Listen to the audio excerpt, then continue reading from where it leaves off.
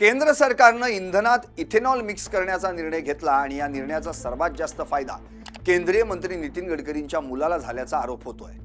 मात्र आता माजी मुख्यमंत्री अरविंद केजरीवाल आणि शेतकरी नेते राकेश टिकैत यांनी वेगळाच दावा केला। सरकारनं E20 धोरण अमेरिकेच्या दबावामुळे राबवलंय।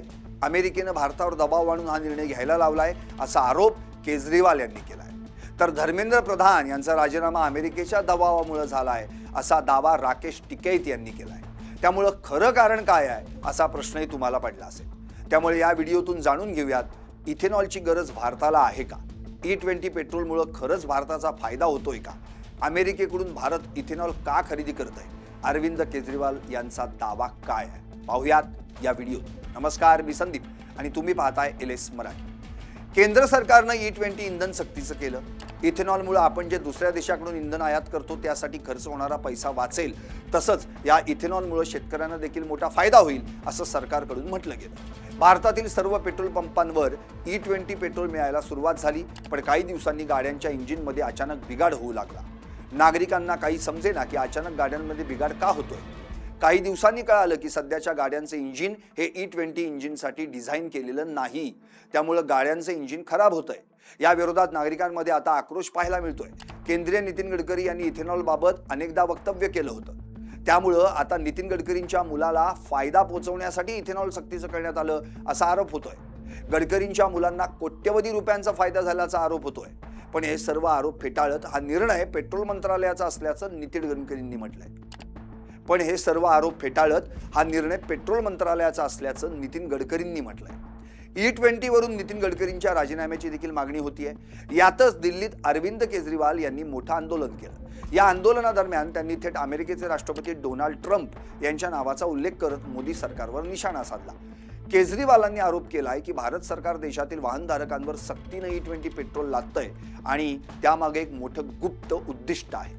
अमेरिका हा जगातील सर्वात मोठा इथेनॉल उत्पादक देश आहे, जिथे गरजेपेक्षा कितीतरी जास्त प्रमाणात इथेनॉलची निर्मिती केली जाते आणि तिथे त्याचा पूर्ण वापर होऊ शकत नाही।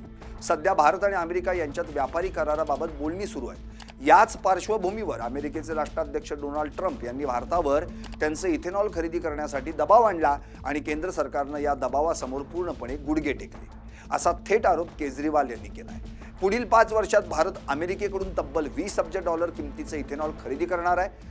गरज नसतानाही हे इथेनॉल भारतात आणून ते सक्तीनं पेट्रोल पंपांच्या माध्यमातून जनतेच्या माथी मारलं जातंय असंही ते म्हणाले। प्रधानमंत्री जी अमेरिका से इथेनॉल इंपोर्ट करके देशवासियों के ऊपर थोप रहे हैं, देशवासियों की गाड़ियां खराब कर रहे हैं, ये सही नहीं है। तो इस बारे में 2 लाख से ज्यादा लोगों ने चिट्ठी लिखी है प्रधानमंत्री जी को। आज वो चिट्ठी लेके प्रधानमंत्री जी को सौंपने के लिए हम जाएंगे। या सक्तीच्या धोरणामुळे देशातील कोट्यवधी वाहन चालकांचं मोठं नुकसान होत असल्याचा दावा केजरीवाल यांनी केलाय। इथेनॉल मिश्रित पेट्रोलमुळे गाड्यांचे इंजिन खराब होत असून वाहनांचे मायलेज लक्षणीयरित्या घटलंय असा आरोप केजरीवालांनी केलाय। या समस्येविरोधात पक्षानं चालवलेल्या ऑनलाईन याचिकेत 2,30,000हून अधिक नागरिकांनी स्वाक्षऱ्या करून विरोध दर्शवला। जनतेला पेट्रोल पंपांवर शुद्ध पेट्रोल आणि E20 पेट्रोल यांपैकी निवड करण्याचा पर्याय मिळाला पाहिजे, तसंच कमी कार्यक्षमता असलेल्या E20 पेट्रोलचे दर सामान्य पेट्रोलपेक्षा कमी असायला हवेत अशा प्रमुख मागण्या केजरीवाल यांनी पंतप्रधानांकडे केल्या आहेत। नांदेडमध्ये शेतकरी बैठकीवेळी राकेश टिकैत यांनी देखील गंभीर आरोप केला। अमेरिकेसोबत बियाण्यांसंदर्भात करार करण्याचा सरकारचा विचार होता। या करारावर संसदेत चर्चा होणं आवश्यक होतं, मात्र विद्यार्थ्यांच्या आंदोलनामुळे संसदेचं कामकाज सुरळीत सुरू राहिलं नाही आणि या विषयावर चर्चा होऊ शकली नाही। त्यामुळेच धर्मेंद्र प्रधान यांना राजीनामा द्यावा लागला असा दावा राकेश टिकैत यांनी केलाय। प्रधान ने जो रिजाइन किया, आपने कहा कि अमेरिका के दबाव में, अमेरिका को क्योंकि डील करवानी है, हाउस चालू रहे ना, तो इसलिए वो इस्तीफा दिया है उन्होंने। मतलब उनका भी प्रेशर था कि हाउस चले, भारत का हाउस चले, तो जो हमारी डील है वह क्लियर हो, जो दूसरे सीड बिल है ये है वो क्लियर हो, क्योंकि सीड तो वहां से ही आएगा ना।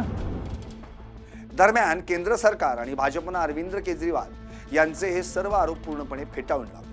ते अत्यंत दिशाभूल करणारे आणि खोटे असल्याचं म्हटलंय। सरकारच्या PIB फॅक्ट चेक आणि अधिकृत माहितीनुसार भारत सरकार आपल्या राष्ट्रीय जैव इंधन धोरणाअंतर्गत देशांतर्गत उत्पादित इथेनॉलचाच वापर करत आहे. हे इथेनॉल भारतातीलच साखर कारखाने आणि डिस्टिलरीजमधून ऊसाचा रस, मका, खराब झालेलं अन्नधान्य आणि तांदूळ यांपासून बनवलं जातं, ज्यामुळे भारतीय शेतकऱ्यांना मोठा आर्थिक फायदा मिळतोय. केंद्रीय मंत्र्यांनी हेही स्पष्ट केलंय की हे धोरण देशाचं कच्चं तेल आयातीवरील परकीय चलनाचं अवलंबित्व कमी करण्यासाठी आणि पर्यावरणाचं रक्षण करण्यासाठी पूर्णपणे वैज्ञानिक चाचण्यांनंतरच लागू करण्यात आलं. भाजप आणि केंद्र सरकारनं विरोधकांवर केवळ राजकीय स्वार्थासाठी जनतेमध्ये संभ्रम निर्माण करत असल्याचा पलटवार केला. सरकारनं सध्या कोणताही दावा केला तरी इथेनॉलनं गाड्या खराब होत असल्यानं नागरिकांमध्ये सध्या आक्रोश पाहायला मिळतोय. सरकारनं जर E20 धोरणावर लवकरच तोडगा काढला नाही तर आंदोलन पेटण्याची शक्यता आहे. तुम्हाला काय वाटतं? E20 इंधन सरकारनं सक्तीचं का केलं असेल? कमेंट करून नक्की सांगा.